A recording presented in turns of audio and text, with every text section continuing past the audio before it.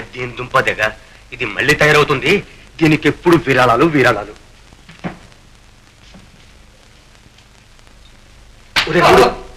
ఆవిడ వస్తుంది కానీ నేను ఇంట్లో లేని చెప్పి పంపించే.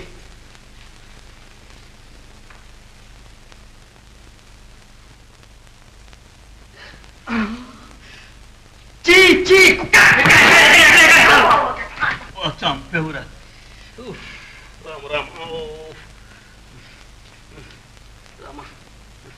నమస్కారం అండి. ఎవరు? నేనండి. నమస్కారం. నమస్కారం. ఏ అలా ఉన్నారే? ఏమీ లేదు, రుదుట కాస్త ఆమోదం పుచ్చుకున్నాను. కూర్చోండి.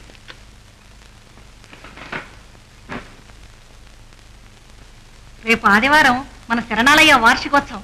తమరు తప్పక దయచేయాలి. తప్పకొస్తా. కిందటిసారి కూడా ఏదో పని ఉండి రాలేకపోయారు. అవును. ఈసారైనా తప్పకుండా రండి. తప్పకొస్తా. కొత్త ప్లాట్ కట్టించడానికి విరాళాలు పోజేస్తున్నాను. మీరు కూడా ఏదైనా. నేను చాలా పెద్ద ఇబ్బందిలో ఉన్నానండి. అమ్మాయి పెళ్లి తలపెట్టుకున్నాను. ఎట్లా లేదని 50,000 రూపాయలు ఖర్చు. సంబంధాల కోసం తిరగలేసి వస్తున్నానండి. క్షణం తిరిగి లేకుండా ఉంది. జమునాబాయమ్మ గారా? నమస్కారం. సమయానికి వచ్చారు. మీరు అనేక చోట్ల తిరుగుతుంటారు, అనేక మందిని ఎరుగుంటారు. మా అమ్మాయికి తగిన సంబంధం దొరక్క 3 ఏళ్ల నుంచి తంటాలు పడుతున్నాం. ఎక్కడైనా మంచి సంబంధం చూసి పెడదురు, మీకు పుణ్యం ఉంటుంది. బాగా చదువుకున్నవాడు, అందంగా ఉండేవాడు అయితే చాలు. చదువు అందాలు ఏం పనికొస్తాయి? అసలు వస్తుత దండి ఆస్తి ఉండాలండి. అది అమ్మా ఏంటే నీ సంగతేనే తల్లి. సమయానికి చెప్పారు. మీ అమ్మాయికి తగిన వరుడు, మీరు చెప్పిన యోగ్యతలన్నీ ఉన్నవాడు ఒకతను ఉన్నాడు.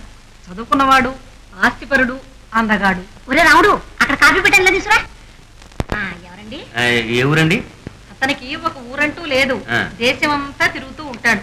పెద్ద వ్యాపారస్తుడు, లక్షాధికారి. దేశాలు తిరిగినవాడు. మొన్ననే మా శరణాలయానికి కూడా వచ్చాడు. పేరు రాంబాబు, డి రాంబాబు. దొరబాబు అనుకోండి. చారడేసి కళ్ళు, తిన్నని ముక్కు, చక్కని పలువరుస, నవ్వుతూ ఉంటే నిజంగా వెన్నెల కురిసినట్టుంటుంది. అంతవాడు మన సంబంధం చేసుకుంటాడా అని. చాలే ఊరుకోవయ్యా, ముందుగానే శకునాలు. ఏం మనమేమంత తక్కువడమా? అవును. ఏం పర్వాలేదు, నేను ఏర్పాటు చేస్తాగా. నాకు బాగా పరిచయం ఉన్నది. అన్నట్లు రేపు వార్షికోత్సవానికి అతను వస్తాడు. మీరు వస్తే అబ్బాయిని స్వయంగానే చూసుకోవచ్చు. తప్పకుండా వస్తాం. ఇంకా అనుమానమా? చూడండి, ఆ బ్లాక్ 3వ అంతస్తు అది నాకు వదిలేయండి. ఆ ఖర్చంతా నాది.